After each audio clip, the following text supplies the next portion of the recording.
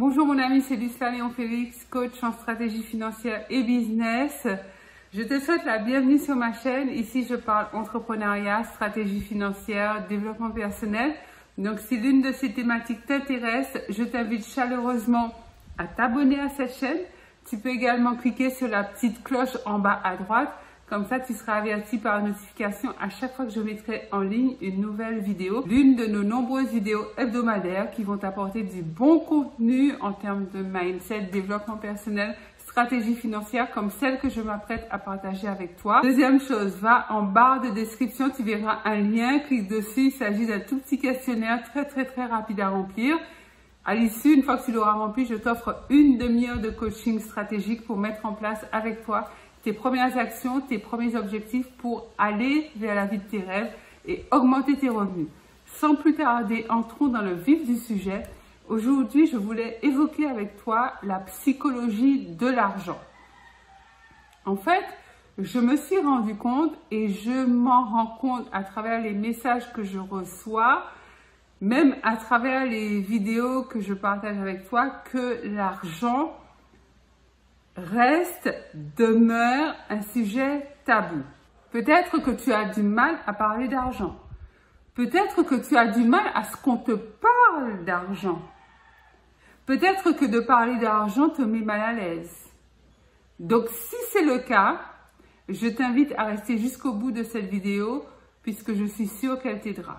Je me rends compte que dans notre société, notamment dans la société francophone, on a du mal à parler d'argent, on a du mal à évoquer tout ce qui est lié à l'argent, aux revenus, combien on gagne. En fait, ce sont des choses un petit peu cachées, des sujets tabous, quoi. Il n'y a pas d'autre mot, l'argent, c'est un sujet tabou. Par rapport au fait que notre société soit basée sur la société judéo-chrétienne.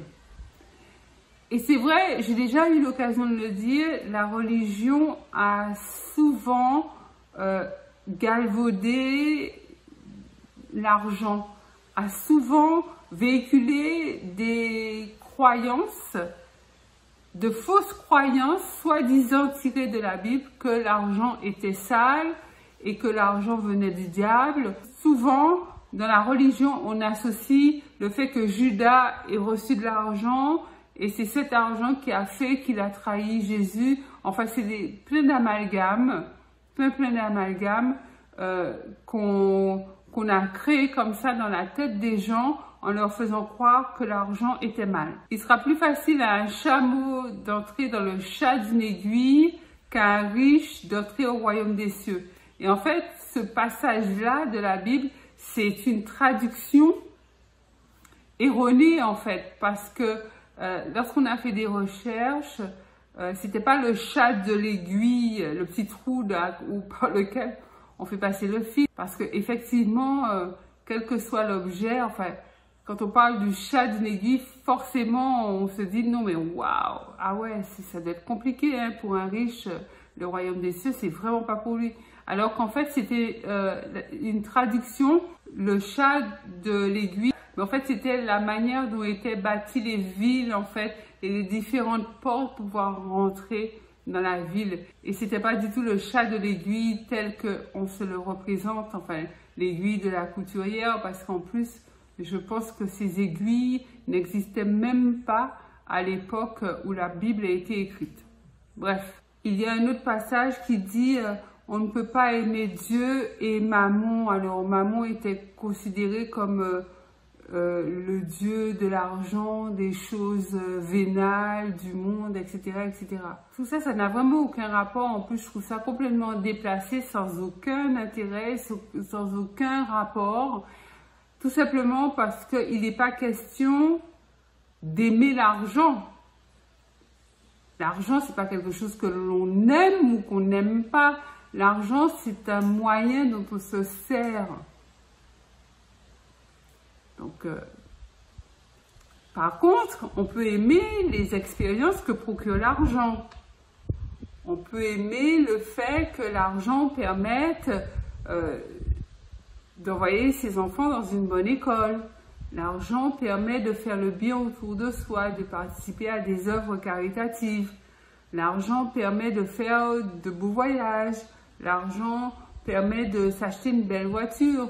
En fait, c'est les expériences qu'on aime bien, mais c'est pas l'argent en soi. Donc c'est pour ça que tout ça, je trouve que c'est véhiculé sur des vraiment de fausses bases, des bases erronées. Donc c'est pour ça que je fais cette vidéo, pour te proposer de t'interroger et de savoir si toi-même tu es concerné par ces fausses croyances. Est-ce que tu es concerné par ces fausses croyances? Est-ce que tu as tendance à penser, à dire, à répéter que l'argent c'est sale, que l'argent ça pousse pas dans les arbres, que quand on parle d'argent on est vénal, il n'y a pas que l'argent dans la vie, l'argent est fait pour être dépensé, on ne sait pas de quoi sera fait demain, donc autant dépenser tout son argent. Est-ce que tu es ce genre de personne? Parce que si tu es ce genre de personne à avoir de tels propos, eh bien c'est sûr que tu auras du mal à avoir de l'argent, ou du moins à avoir plus que le strict minimum.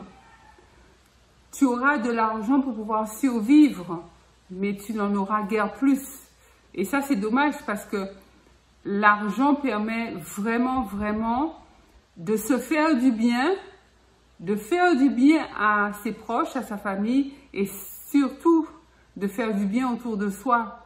Parce que dans le monde, il y a vraiment des démunis et il y a vraiment des gens qui ont besoin en fait. L'argent, c'est un moyen incontournable. Considère l'argent comme un moyen. Considère l'argent comme un moyen.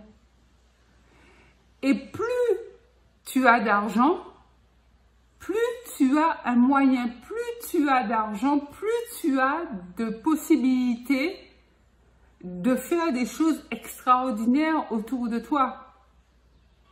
Si, par exemple, dans ta famille, il y a un besoin urgent parce que quelqu'un est malade, il faut peut-être qu'il puisse voyager ou aller payer des soins particuliers qui ont un certain coût. Si tu n'as pas d'argent pour toi-même, comment feras-tu pour pouvoir aider cette personne qui est si proche de toi? Les questions fondamentales que tu dois te poser avant même de parler d'argent, c'est qu'est-ce que tu veux pour ta vie? Et tu verras qu'en fonction de la réponse que tu apporteras à cette question, tu auras besoin d'argent. Dans quelle école veux-tu envoyer tes enfants? Dans quel quartier veux-tu habiter?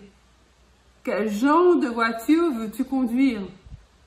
Quel type d'habit tu veux porter? À quel genre de formation veux-tu accéder? Tout ça. Pour tout ça, tu auras besoin d'argent, quelle que soit ta réponse. À moins que tu dises rien, mais c'est pas... Ça sera difficile que tu répondes rien. On a besoin d'argent pour tout. Un enfant qui naît, les parents ont besoin d'argent. Quelqu'un qui meurt, la famille a besoin d'argent, on a besoin d'argent pour tout. Donc voilà, je ne serai pas plus longue parce que je pense que tu as compris l'essentiel de mon message. Dis-moi en commentaire ce que tu en penses. Est-ce que toi, tu te sens concerné par le fait que l'argent, c'est un sujet tabou et tu constates que chez toi également, l'argent est un sujet tabou, que tu as de fausses croyances par rapport à l'argent? Pense à liker la vidéo, un gros pouce bleu. Partage-la aussi massivement autour de toi. Ça va aider à faire en sorte que l'argent devienne de moins en moins tabou. Ça va diffuser l'information tout autour de nous et faire en sorte que la communauté s'agrandisse. C'est Lucilla Léon Félix, coach en stratégie financière et business. Je te dis à très vite pour une nouvelle vidéo. Bye bye.